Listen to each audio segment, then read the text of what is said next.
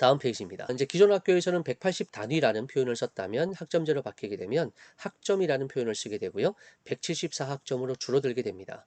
이게 일주일에 한 번 수업이 1단위 1학점입니다. 단위가 학점이라는 단어로 바뀐 것 뿐이죠. 개념은 똑같다고 생각하시면 되고요.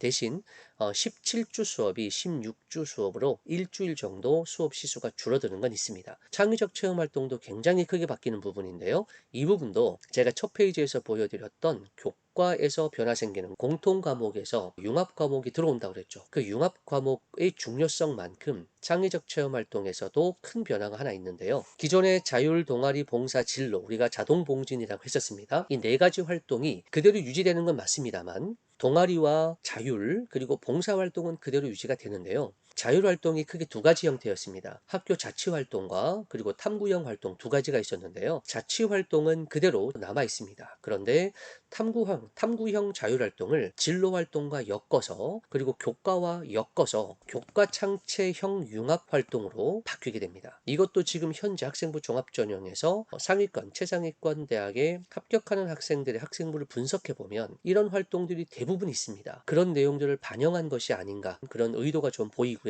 학생들 입장에서는 훨씬 더 재미있는 진로 활동이 될 거긴 합니다만 이제 이게 어떤 걸 도와줄 수 있느냐고 생각을 해봤을 때 지금 현재는요. 진로 활동을 설계할 때 학생들 스스로는 대부분의 학생들은 자신의 진로와 교과 이걸 잘 연결을 시키지를 못해요. 그래서 이제 뭐 구글 뒤지고 네이버를 뒤지고 해서 자기하고 잘 맞진 않지만 상대적으로 너무 어렵지만 아니면 상대적으로 너무 쉬운 주제를 가지고 이런 활동들을 설계하게 되는데 학교에서 이런 걸 직접 설계를 하는 걸 도와준다면 학생들의 입장에서는 훨씬 더 재밌고 자기 진로에 좀 더 적합한 활동을 경험해 볼 수 있을 것 같습니다. 그런 부분에서는 학생들 입장에서는 도움이 될 것 같아요.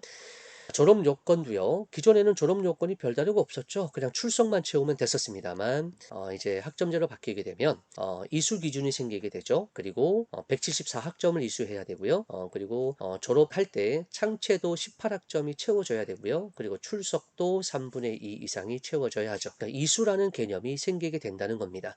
이 이수라는 개념은요. 2025년부터 시작이 됩니다. 그 이전에는 크게 달라지지 않습니다. 다음 페이지에서 이제 살펴볼 것이 있습니다. 자, 이 내용도 좀 눈여겨보실 필요가 있습니다. 현행은 204단위에서 2023년도 잘 보셔야 됩니다. 22년도까지, 그러니까 올해 21년도와 내년도 22년도까지는 단위라는 표현을 그대로 사용합니다. 달라지지 않습니다.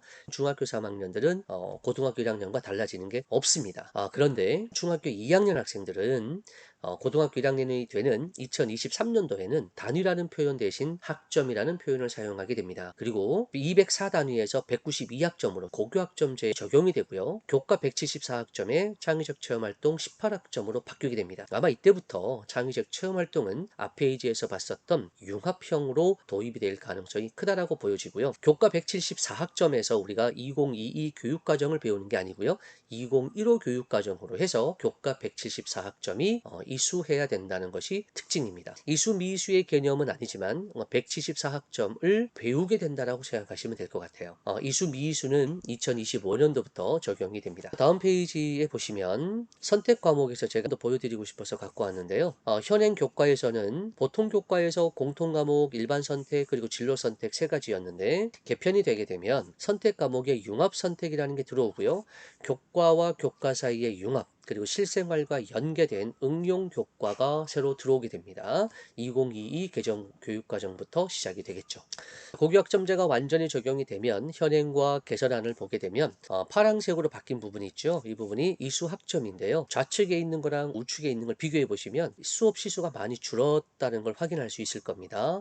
많이 줄었습니다. 학생들 부담이 줄겠죠. 이런 교육과정의 적용에 대한 안내를 다시 한번 확인해 보겠습니다. 2024년도에 초등학교 1, 2학년들이 적용이 되고요. 2025학년도에 초등학교 3, 4학년과 중학교 1학년, 고등학교 1학년부터 앞서 보여드렸던 내용이 적용이 되는 겁니다. 창의적 체험활동 학생들에게 굉장히 재밌을 거다라고 강조했던 내용이 여기 있습니다. 기존 창의적 체험활동의 진로활동을 탐구형 자율활동과 통합한 진로탐구활동으로 바꾸어서 교과와 연계된 활동을 할 수 있도록 되어 있습니다. 예시로 진로 관련 프로젝트 프로젝트, 체험 중심의 학교 신설 과목, 교과 융합 활동들이 있다라고 예시되어 있는데 이런 것들은 우리가 지금 최상위권이나 상위권 대학을 보내는 학생부에 보시면 그런 내용들이 다 담겨져 있고요.